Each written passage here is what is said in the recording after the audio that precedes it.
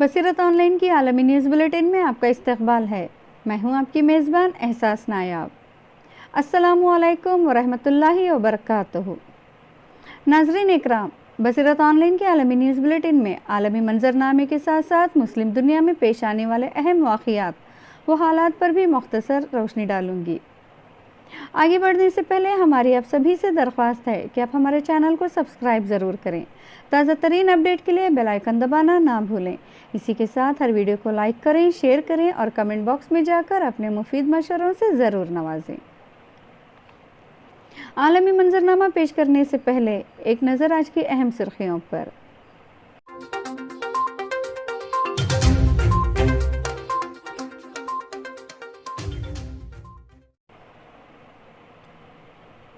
अपने ही वतन में बेघर लोग, आलमी इदारे का इजहार तशवीश।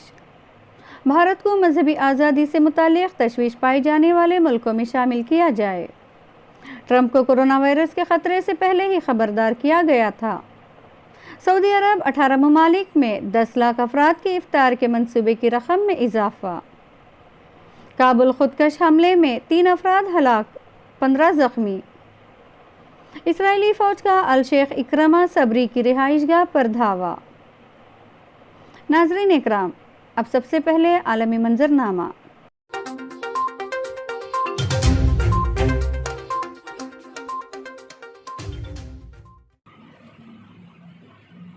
एक ताज़ा तरीन रिपोर्ट में बताया गया है कि दुनिया भर में तसादुम, तशद्दुद और कुदरती आफात के सबब तकरीबन 5 करोड़ 80 लाख अफराद अपने ही मुल्कों के अंदर बेघर हो चुके हैं।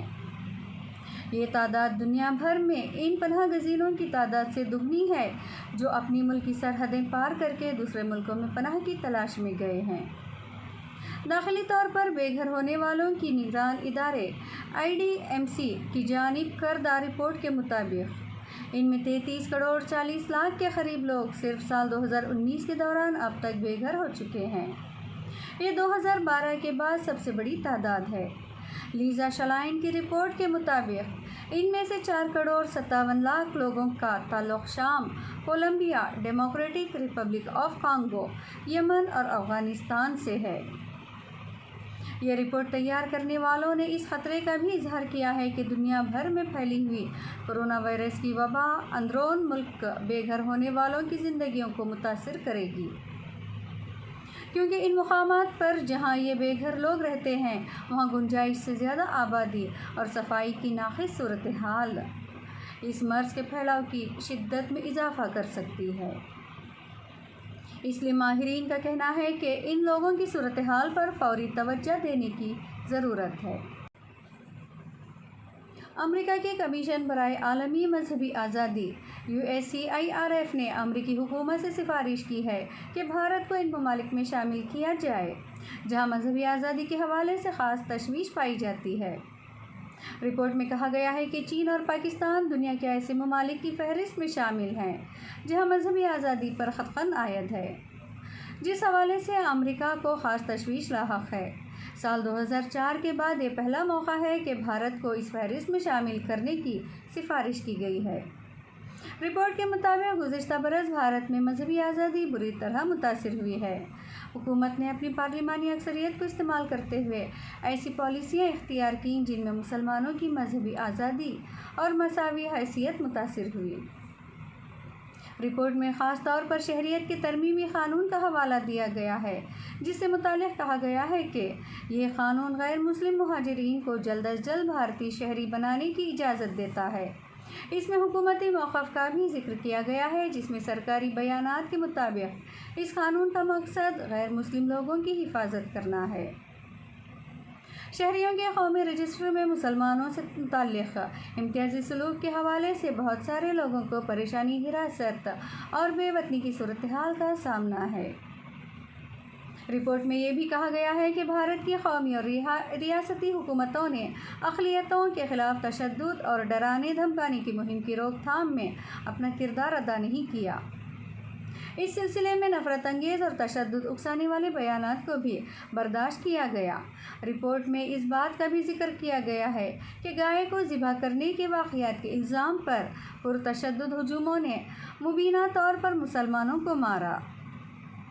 بھارت کی وزارت خارجہ نے ماضی میں امریکی کمیشن کی تنقید کو رد کرتے ہوئے کہا کہ ہم ایسے بیانات میں ملک کے خلاف تعصب نظر آتا ہے۔ امریکی میڈیا کی رپورٹس کے مطابق امریکی صدر ڈونلڈ ٹرمپ کو خفیہ ایجنسیوں نے جنوری اور فروری میں ہی کورونا وائرس کے خطرے سے آگاہ کر دیا تھا۔ واشنگٹن پوسٹ کی رپورٹ کے مطابق اس وائرس کے امریکہ میں منظر عام پر آنے سے کئی ہفتے پہلے اور متعدد مرتبہ صدر کو اس کے پھیلاؤ کے طریقہ کار کے حوالے سے بریفنگز دی گئی تھی۔ ان اطلاعات کے برعکس صدر ٹرمپ نے 13 مارچ کو ملک میں ایمرجنسی کے نفاذ کا اعلان کیا اور اس وقت اسٹاک مارکیٹ گرنے کے ساتھ ساتھ نیو یارک میں متاثرہ افراد کی تعداد بہت زیادہ ہو چکی تھی۔ وہیں امریکہ میں کووڈ-19 کے مریضوں کی تعداد 10 لاکھ سے بھی تجاوز کر گئی ہے، جبکہ 58,000 سے زیادہ افراد ہلاک ہو چکے ہیں۔ ہلاک ہونے والوں کی یہ تعداد ویتنام جنگ میں مرنے والوں سے بھی زیادہ ہے۔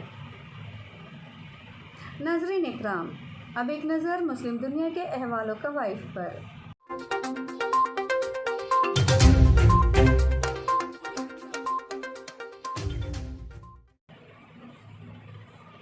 سعودی فرمانروا شاہ سلمان بن عبدالعزیز نے رواں سال روزہ داروں کے افطار کے منصوبے کے لیے مختص مالی رقم میں اضافے کی منظوری دے دی۔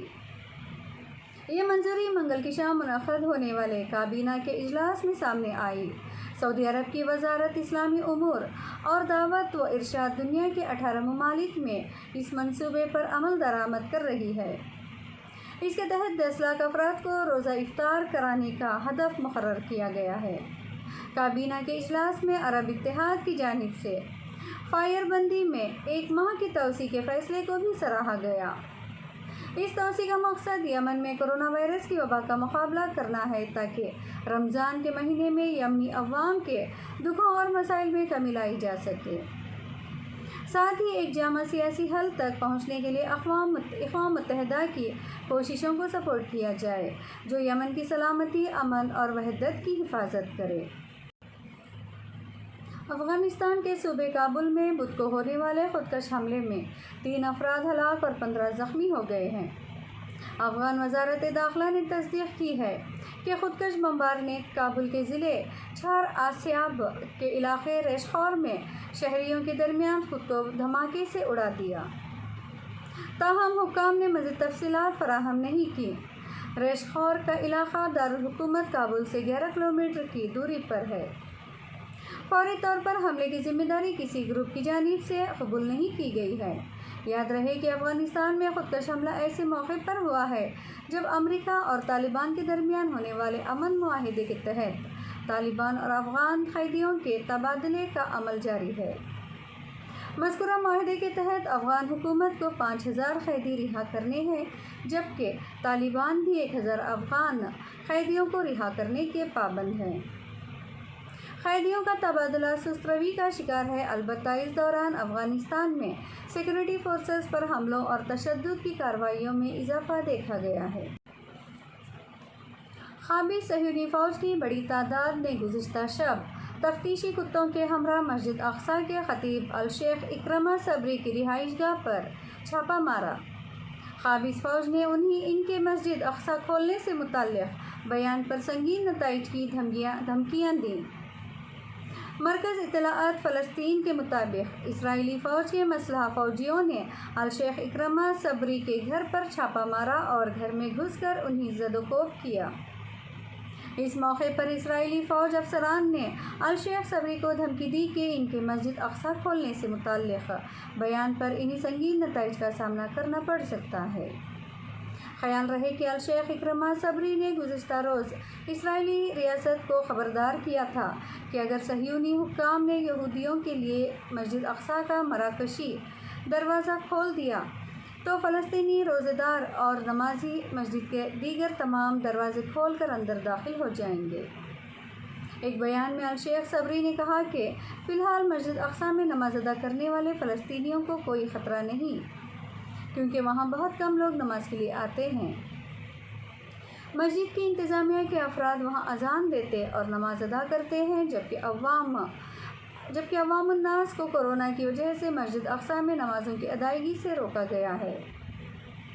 یہودی آباد کاروں کی طرف سے مسجد اقصیٰ کی مراکشی دروازے کو کھولنے کی اجازت دینے کے مطالبات پر بات کرتے ہوئے الشیخ صبری کا کہنا تھا کہ یہودی آباد کار قبلہ اول میں داخل ہونے اور مذہبی رسومات کی ادائیگی کے لیے ہیلے بہانے تراش کر رہے ہیں۔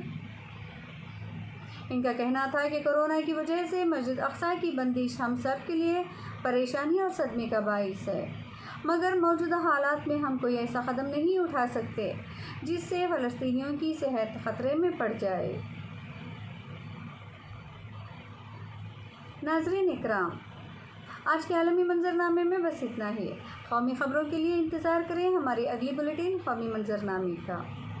دیش اور دنیا کی خبریں تفصیل سے پڑھنے کے لیے اور اس کے علاوہ مختلف موضوعات پر مضامین اور حالات حاضرہ پر تجزیہ کا مطالعہ کرنے کے لیے آپ ہماری ویب سائٹ www.basiratonline.com پر تشریف لائیں اور اپنی دلچسپی کے موضوعات سے استفادہ کریں۔